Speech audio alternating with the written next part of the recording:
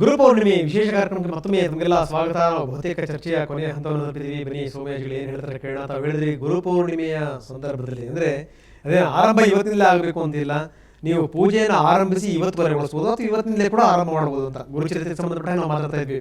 ಗುರುಚರಿತ್ರೆಗೆ ಸಂಬಂಧಪಟ್ಟ ಹಾಗೆ ಇವತ್ತಿಂದ ಆರಂಭ ಮಾಡಿ ಮುಗಿಸ್ತಕ್ಕಂಥದ್ದು ಸರಿಯಾದ ಪದ್ಧತಿ. ಓಕೆ, ಸೊ ಮುಗಿಸ್ತಕ್ಕಂಥದ್ದಲ್ಲ, ಅದು ಸಪ್ತರಾತ್ರಿಯ ಒಂದು ವ್ರತ. ಹೌದು, 7 ರಾತ್ರಿ ಕಳಿಬೇಕು ಅಂದ್ರೆ 7 ದಿವಸ ಅದ್ರ ಪಾರಾಯಣ ಮಾಡಿ. ಆ ಗುರುಚರಿತ್ರೆಗೂ ಕೂಡ ಒಂದು ನಿಯಮ ಇದೆ. ಕಲಶ ಸ್ಥಾಪನೆ ಮಾಡಿ ಗುರುವಿನ ಒಂದು ಸ್ಮರಣೆ ಮಾಡಿ ಆ ಕಲಶದಲ್ಲಿ ಪ್ರತಿನಿತ್ಯನ ಅಥವಾ ಇವತ್ತು ಮಾತ್ರ ಅನಂತರ ವ್ರತದಲ್ಲಿ ಇದ್ದು ನೇಮವಾಗಿದ್ದು ಬ್ರಹ್ಮಚರ್ಯ ಪಾಲನೆ ಮಾಡಿ 7 ದಿವಸ ಮಿತಾಹಾರ ಮತ್ತು ಹಾಸಿಗೆ ಮೇಲೆ ಮಲಗ್ತಕ್ಕಂಥದ್ದು ನಿಷಿದ್ಧ. ಹಾಗಿದ್ದು ಗುರುವಿನ ಒಂದು ಚರಿತ್ರೆ ಪಾರಾಯಣ ಮಾಡಿ ಗುರು ಚರಿತ್ರೆ ಪಾರಾಯಣದ ನಂತರ ಪೂಜೆ ಮುಕ್ತಾಯ ಮಾಡಿ ದಾನ ಮಾಡಿ ಗುರುಚರಿತ್ರೆ ಪುಸ್ತಕ ಮತ್ತು ವಿಶೇಷವಾದ ವಸ್ತುಗಳನ್ನೆಲ್ಲ ದಾನ ಮಾಡಿ ಮುಕ್ತಾಯ ಮಾಡ್ತಾರೆ. ಯಾವುದನ್ನ ಇಟ್ಕೊಂಡು ಪಾರಾಯಣ ಮಾಡ್ತೀವೋ ಆ ಪುಸ್ತಕ ದಾನ ಮಾಡಬೇಕು ಅಂತ. ಆ ಪುಸ್ತಕನೇ ಅಂತಲ್ಲ, ಇದರಲ್ಲಿ ಮೆಸೇಜ್ ಸ್ಪ್ರೆಡ್ ಮಾಡ್ತಕ್ಕಂಥದ್ದು. ಇನ್ನೂ 4-6 ಜನ ಆ ಒಂದು ಸನ್ಮಾರ್ಗದಲ್ಲಿ ತರತಕ್ಕಂಥ ಪ್ರಯತ್ನ. Okay okay. ಸೊ ಈ ಗುರುಚರಿತ್ರೆ ಪಾರಾಯಣ ಆಗಿರ್ಬೋದು, ಜೊತೆಗೆ ಈ ಸಂದರ್ಭದಲ್ಲಿ ಗುರುವಿನ ಆರಾಧನೆಯಿಂದ ಸೊ ಆಗುವಂಥ ಪ್ರಯೋಜನಗಳೇನು ನಮಗೆ ಅಂತ?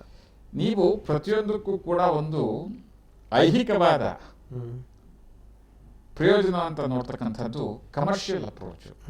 ನಮಗೆ ಗುರವೇ ಸರ್ವಲೋಕಾನಾಂ ಭಿಷಜೇ ಭವರೋಗಿಣಾಂ.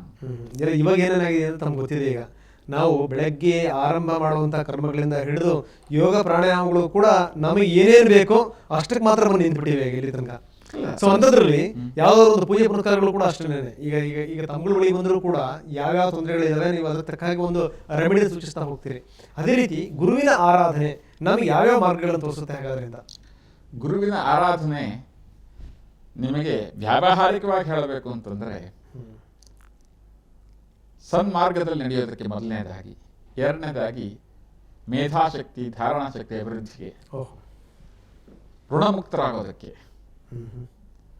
ಮತ್ತು ತಮ್ಮ ಪರಂಪರೆಯಲ್ಲಿ ವಿದ್ಯೆಯಿಂದ ಜ್ಞಾನದಿಂದ ವಂಚಿತರಾಗಿರ್ತಕ್ಕಂತಹ ಮಕ್ಕಳುಗಳಿದ್ದರೆ ಅವರಿಗೆ ಒಂದು ಸೂಕ್ತವಾದಂತಹ ಮಾರ್ಗ ಸಿಗೋದಕ್ಕೆ ಗುರುವಿನ ಆರಾಧನೆ ಮತ್ತು ಗುರುವಿನ ಒಂದು ಅನುಗ್ರಹ ಬಹಳಷ್ಟು ಸಹಾಯ ಮಾಡುತ್ತೆ. It's A purely commercial transaction.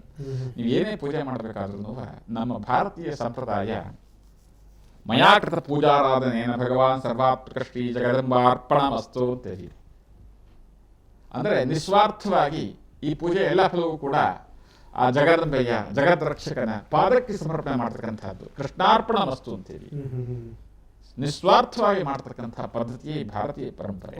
ಅದರಲ್ಲಿ ನೀವು ಬಾರ್ಟರ್ ಸಿಸ್ಟಮ್, ನೀನಂಗೆ ಇದು ಕೊಡು ನಾನು ಇದು ಕೊಡ್ತೀನಿ ಅಂತ ಹೇಳಬೇಕಾಗಿಲ್ಲ. ಯಾವ ಗುರುವಿಗೋ ಯಾವ ದೇವತೆಗೂ ಕೂಡ ನಿಮ್ಮಿಂದ ನಮ್ಮಿಂದ ಏನು ಆಗಬೇಕಾಗಿದ್ದಿಲ್ಲ, ನಮಗೆ ಆಗಬೇಕು ಅಂತ ನಾವು ಮಾಡಬೇಕೇ ಹೊರತಾಗಿ ಗುರುವಿಗೆ ನಾವು ಕೊಡಿಸಬೇಕಾಗಿದ್ದಿಲ್ಲ.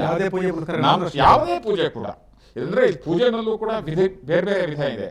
ನಿತ್ಯ, ನೈಮಿತ್ತಿಕ, ಕಾಮ್ಯ ಅಂತ.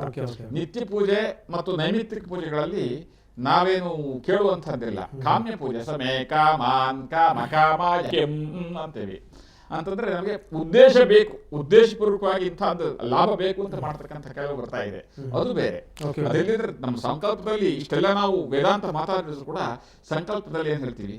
ಅಸ್ಮಾಕಂ ಸಹಕುಟುಂಬಾನಾಂ ಕ್ಷೇಮಸ್ಥೈರ್ಯ ವಿಜಯ ವೀರ್ಯ ಭಯ ಆನಂದ ಆಯುರ ಆರೋಗ್ಯಶ್ವರಾಭಿವೃದ್ಧ್ಯರ್ಥಂ ಧರ್ಮಾರ್ಥ ಕಾಮ ಮೋಕ್ಷಂಚ ಬಂದ್ಬಿಡುತ್ತಾರೆ ಅಂತ ಹೇಳ್ಬಿಡ್ತೀವಿ. ಗುರುಗಳೇ, ಇವಾಗ ಇಷ್ಟೊಂದೆಲ್ಲ ನಾವು ಮಾತಾಡಿದ್ವಿ. ಸೊ ಗುರುವಿನ ಆರಾಧನೆಗಿರುವಂತ ಸರಳ ಮಾರ್ಗಗಳೇನು? ಅದಕ್ಕೆ ಏನಾದರೂ ಬೀಜ ಮಂತ್ರಗಳು ಆ ಥರದ್ದು ಏನಾದರೂ ಇದೆಯಾ? ಗುರುವಿಗೆ ಮೂಲ ಮಂತ್ರ, ಬೀಜ ಮಂತ್ರ, ಗುರುವಿನ ಮಹಾಮಂತ್ರಗಳಿದ್ದಾವೆ. ಆದರೆ ಈ ವಾಹಿನಿಯಲ್ಲಿ ಅಂದ್ರೆ ಸಾರ್ವಜನಿಕ ವೇದಿಕೆಯಲ್ಲಿ ಹೇಳ್ತಕ್ಕಂಥ ಮಂತ್ರಗಳಲ್ಲ. ಅದು ಗುರುವಿನ ಬೋಧನೆ ಆಗಬೇಕು ಅಂತ ಒಂದು ಗುರುವಿನ ಬೋಧನೆ, ಮತ್ತೆ ಮಂತ್ರ ರಹಸ್ಯ ಅಂತಲೇನೆ. ಆ ಮಂತ್ರಕ್ಕೆ ಒಂದು ಸೂಕ್ತವಾದಂತಹ ಸಮಯ, ಸೂಕ್ತವಾದಂತಹ ಸ್ಥಳದಲ್ಲಿ, ಸೂಕ್ತವಾದಂತಹ ಪರಿಸರದಲ್ಲಿ ಗುರುವಿನ ಮುಖಾಂತರ ಉಪದೇಶ ಸಿಗಬೇಕೆ ಹೊರತಾಗಿ ನಾವು ಟಿವಿನಲ್ಲಿ ತಗೋ ಬರ್ಕೋ ಅಂತ ಹೇಳ್ತಕ್ಕಂತಹ ಒಂದು ಪದ್ಧತಿ ಅಲ್ಲ ಅದು. ಆ ಮಂತ್ರಕ್ಕೆ ಒಂದು ವಿಶೇಷವಾದ ಶಕ್ತಿ ಇದೆ. ಆ ಬೀಜಾಕ್ಷರಕ್ಕೆ ಮೂಲ ಮಂತ್ರಕ್ಕೆ. ಈಗ ಎಲ್ಲರೂ ಗುರುಗಳು ಹುಡ್ಕೊಂಡು ಹೋಗಕ್ಕಾಗಲ್ಲ ನಮ್ಮಲ್ಲಿ. ಆಮೇಲೆ ಹೋದಂತ ಗುರುಗಳಿಗೆ ಎಲ್ಲರಿಗೂ ಕೂಡ ಅದು ಗೊತ್ತಿರುತ್ತೆ ಅಂತ ಹೇಳಕ್ಕಾಗಲ್ಲ. ಸೊ ಇಂಥ ಸಂದರ್ಭದಲ್ಲಿ ಯಾರು ಭಕ್ತಿ ಶ್ರದ್ಧೆಗಳಿಂದ ಕುತ್ಕೊಂಡಿರ್ತಾರೋ ಟಿವಿ ಕೈ ಮುಕ್ಕೊಂಡು, ಸೊ ಅಂತವ್ರಿಗೆ ಹೇಳಿದ್ರಲ್ಲಿ ತಪ್ಪೇನಿದೆ ಅಂತ ಇಲ್ಲ. ಇಲ್ಲಿ ಎಲ್ಲರಿಗೂ ಗುರು ಹುಡ್ಕೊಂಡು ಹೋಗಕ್ ಆಗಲ್ಲ ಅಂತಕ್ಕಂಥ ಒಂದು ನಿಮ್ಮ ವಾದ ಏನಿದೆ ಅದು ಒಪ್ತಕ್ಕಂಥದ್ದಲ್ಲ. ಮನಸ್ಸಿದ್ರೆ ಮಾರ್ಗ, ನೀವು ಪ್ರಯತ್ನ ಪಡಬೇಕು. There is nothing called free meal, you have to put your effort. ನಿಮ್ಮ ಸ್ವಯಂ ಪ್ರಯತ್ನ ಪಡಬೇಕಲ್ಲಿ ಸರಿಯಾದ ಗುರುವನ್ನು ಹುಡುಕ್ತಕ್ಕಂಥದ್ದು. ನಿಮ್ಮ ನಿಸ್ವಾರ್ಥವಾದಂತಹ ಒಂದು ಆಟಿಟ್ಯೂಡ್ ಏನಿದೆ, ಗುರುವಿನ ಹುಡುಕ್ಲೇಬೇಕು ಅಂತ, ಅದರಲ್ಲಿ ನಿಮಗೆ ಸರಿಯಾದ ಗುರು ಸಿಕ್ಕೇ ಸಿಗ್ತಾರೆ. ಅದಿಲ್ಲದೆ ಇದ್ರೆ ನಿಮ್ಗೆ ಎಫರ್ಟ್ ಕಡಿಮೆ ಇದೆಯಾ ಹೊರತ ಗುರುಗಳಿಲ್ಲ ಅಂತಲ್ಲ. ಮತ್ತೆ ಐಡೆಂಟಿಫೈಯಿಂಗ್ ದಿ ರೈಟ್ ಪರ್ಸನ್, ನಿಜ ನಿಜ ಆ ಯೋಗ್ಯತೆನೂ ಆ ಅರ್ಹತೆ ಇರಬೇಕಲ್ಲ, ಅದು ಆಗತ್ತೆ. ಖಂಡಿತ ಪ್ರಯತ್ನ. ಕೊನೆಯದಾಗಿ ಇವತ್ತು ಗುರುಪೂರ್ಣಿಮೆ ದಿವಸ, ಸೊ ಬಹಳಷ್ಟು ಜನ ವಾಹಿನಿ ನೋಡ್ತಾ ಇರ್ತಾರೆ, ಅಂಥವ್ರಿಗೆ ಗುರುಪೂರ್ಣಿಮೆ ಹಿನ್ನೆಲೆಯಲ್ಲಿ ಏನು ಹೇಳಿ ಬಯಸಿರ್ತಾವೆ? ಆಧಿವ್ಯಾಧಿಹರಂ ಋಣಾಂ ದುಃಖ ದಾರಿದ್ರ್ಯ ನಾಶನಂ.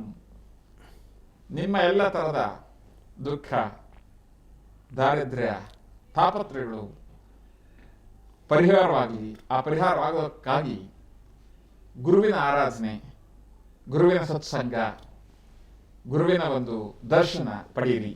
ಇದರಿಂದ ನಿಮ್ಗೆ ಖಂಡಿತವಾಗಿ ಒಳ್ಳೇದಾಗತ್ತೆ, ಒಳ್ಳೇದಾಗಲಿ ಅಂತ ಹೇಳಿ ನಿಮ್ಮೆಲ್ಲರ ಪರವಾಗಿ, ಪ್ರೇಕ್ಷಕ ಪ್ರಭುಗಳ ಪರವಾಗಿ, ಈ ಜನಪ್ರಿಯ ವಾಹಿನಿಯ ಪರವಾಗಿ ಆ ಗುರುಗಳಲ್ಲಿ ಮತ್ತೊಮ್ಮೆ ನಾನು ಪ್ರಾರ್ಥನೆ ಮಾಡ್ತೀನಿ.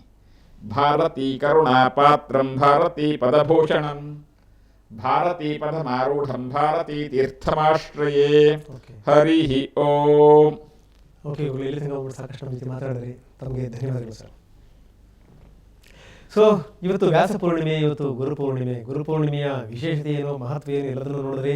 ನೀವು ಗುರುವನ್ನು ನೆನೆಯೋದ್ರ ಜೊತೆಗೆ ಪೂಜೆ ಪುನಸ್ಕಾರಗಳ ಜೊತೆಗೆ ಯಾವ ರೀತಿ ಆ ಗುರುವನ್ನು ಅನುಸರಿಸಬೇಕು, ಈ ಮುಖಾಂತರ ಈ ಗುರುವಿನ ಬಲ ಅನ್ನುವಂಥದ್ದು ಏನಿದೆ, ಆ ಗುರುವಿನ ಉಪದೇಶ ಅನ್ನುವಂಥದ್ದು ಏನಿದೆ, ಅದು ಯಾವ ರೀತಿ ಸ್ಪ್ರೆಡ್ ಆಗಬೇಕು, ಇದೆಲ್ಲದರ ಬಗ್ಗೆ ಗುರುಗಳು ಸಾಕಷ್ಟು ಮಾತಾಡಿದ್ದಾರೆ. ಒಟ್ಟಾರೆಯಾಗಿ ಏನು ಅಂದರೆ ಗುರು ಪೌರ್ಣಿಮೆ ಅನ್ನುವಂಥದ್ದು, ಪೌರ್ಣಿಮೆ ಅಂದರೆ ನಮ್ಗೆ ಗೊತ್ತು ಅದು ಬೆಳಕು ಅನ್ನುವಂಥದ್ದು.